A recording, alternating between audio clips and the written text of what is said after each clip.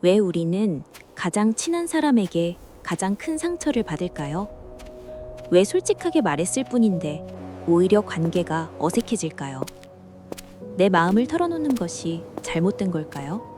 아니면 우리가 모르는 다른 이유가 있는 걸까요? 이상하게도 다 말하고 나면 마음이 편해지기보다 오히려 더 불안해지고 더 후회하게 됩니다. 성경은 이 부분에 대해 전혀 다른 이야기를 합니다. 이걸 모르면 우리는 계속 같은 상처를 반복하게 됩니다. 우리는 이렇게 생각합니다. 친하면 다 말해도 된다. 가까우니까 숨길 필요 없다. 그래서 내 고민, 내 약점, 내 속마음까지 다 꺼내놓습니다. 그 순간은 맞는 선택처럼 느껴집니다. 하지만 시간이 지나면 이상한 일이 생깁니다. 그 사람이 나를 예전처럼 보지 않는 느낌, 가볍게 던진 말 한마디가 유난히 크게 느껴지는 순간, 그리고 이 생각이 올라옵니다. 내가 너무 많이 말했나? 이 경험 한 번쯤은 있지 않으십니까? 이건 당신이 이상한 것이 아닙니다. 당신이 약해서도 아닙니다. 사람이라면 누구나 자연스럽게 겪는 감정입니다. 누군가에게 이해받고 싶고 누군가에게 내 마음을 보여주고 싶은 건 너무나 자연스러운 반응입니다. 그래서 우리는 가까운 사람일수록 더 많이 말하게 됩니다. 문제는 말한 것이 아니라 어디까지 말했느냐입니다. 우리는 이 부분을 잘 모릅니다. 친하다는 이유로 선을 지워버립니다. 하지만 관계에는 보이지 않는 선이 있습니다. 이 선이 무너지면 관계도 함께 흔들립니다. 그래서 어떤 분들은 이렇게 말씀하십니다. 나는 솔직한데 왜 관계가 힘들지? 하지만 솔직함이 항상 관계를 살리는 것은 아닙니다. 오히려 관계를 무너뜨리는 순간도 있습니다. 잘 생각해보면 이상한 흐름입니다. 우리는 낯선 사람에게는 조심하면서 가까운 사람에게는 아무 생각 없이 말합니다. 가장 중요한 사람에게 가장 중요한 말을 가장 쉽게 꺼내버립니다. 그래서 상처도 가까운 사람에게 더 깊게 남습니다. 문제는 그 사람이 아닐 수도 있습니다.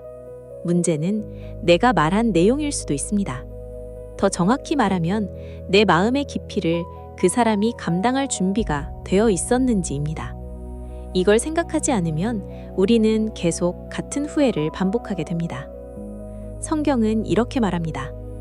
무릇 지킬 만한 것 중에 내 마음을 지키라. 이 말씀은 단순히 조심하라는 뜻이 아닙니다. 마음을 지키는 것이 삶 전체를 지키는 일이라는 뜻입니다. 여기서 중요한 것은 지키라는 말입니다. 마음은 보여주는 것이 아니라 지켜야 하는 것입니다. 이 말씀이 쓰였을 때 사람들은 지금보다 더 가까운 관계 속에서 살았습니다. 가족, 친구, 공동체 모두 연결되어 있었고 서로에게 영향을 주는 흐름이었습니다. 그래서 마음을 지키라는 말은 단순한 감정이 아니라 삶 전체를 지키는 선택이었습니다. 지금도 같습니다. 사람은 말을 통해 상대를 이해합니다. 하지만 동시에 말을 통해 상대를 판단합니다. 우리가 털어놓은 이야기들은 그 사람 안에 남게 됩니다. 그리고 그 기억은 언젠가 다르게 작용할 수 있습니다. 그게 의도적이든 아니든 상관없습니다. 그래서 중요한 것은 이 질문입니다. 그 사람이 나쁜가가 아니라 내 마음이 그 사람에게 어느 정도까지 열려야 하는가. 이 기준이 없으면 우리는 감정이 올라오는 대로 말하고 결국 후회하게 됩니다. 왜 우리는 상처를 받을까요? 첫 번째 이유는 속도의 문제입니다. 관계는 시간을 따라 천천히 깊어져야 합니다. 하지만 우리는 감정이 올라오는 순간 관계의 깊이를 넘어 말해버립니다. 마음은 이미 깊은데 관계는 아직 그 정도가 아닌 상태. 이 간격에서 상처가 생깁니다. 두 번째 이유는 해석의 차이입니다. 같은 이야기라도 사람마다 다르게 받아들입니다. 나는 이해받고 싶어서 말했는데 상대는 약점으로 볼 수도 있습니다. 나는 공감을 기대했는데 상대는 판단을 할 수도 있습니다. 그래서 말을 하고 나면 이런 느낌이 듭니다. 내가 기대한 반응이 아닌데. 세 번째 이유는 관계의 균형입니다. 사람은 알게 될수록 위치를 정합니다. 내가 너무 많은 것을 보여주면 균형이 무너질 수 있습니다. 이건 누가 의도해서가 아니라 자연스러운 반응입니다. 그래서 어떤 관계는 말을 많이 할수록 오히려 불편해집니다. 이걸 알면 이해가 됩니다. 왜 그때 후회했는지, 왜 말하고 나서 불안했는지. 그건 틀린 선택이 아니라 준비되지 않은 상태에서 마음을 꺼낸 것일 수 있습니다. 이건 누구나 겪는 일입니다. 당신만 그런 것이 아닙니다. 그래서 이걸 기억해도 좋습니다.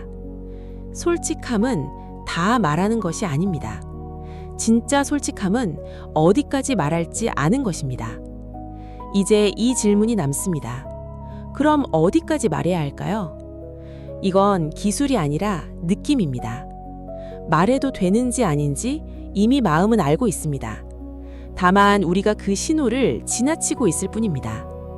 말하기 직전 잠깐 멈칫하는 순간, 이 얘기 해도 될까? 스쳐 지나가는 생각. 그것이 바로 경계의 신호입니다. 그 신호를 지나치면 이런 감정이 따라옵니다. 괜히 말했다. 왜 말했을까? 다시 담고 싶다. 이건 실수가 아니라 신호를 지나친 결과입니다. 그래서 이렇게 생각해 볼 수 있습니다. 지금은 숨기는 것이 아니라 지키는 시간일 수 있습니다. 말하지 않는 것이 거리감이 아니라 관계를 지키는 방식일 수 있습니다. 내 마음을 아끼는 것이 이기적인 것이 아니라 필요한 선택일 수 있습니다.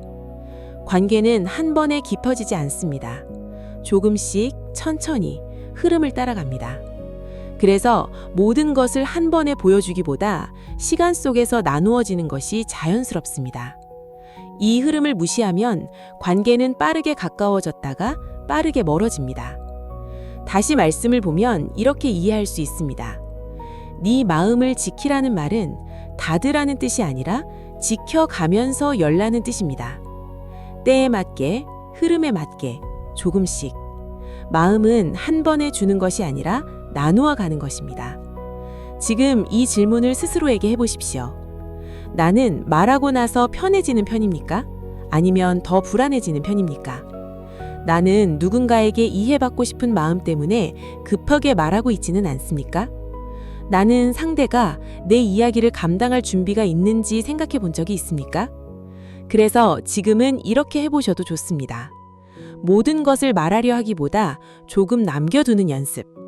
감정이 올라올 때 바로 말하지 않고 한번 지나가게 두는 연습. 누군가에게 말하기 전에 지금 이게 필요한 말인지 스스로 묻는 습관.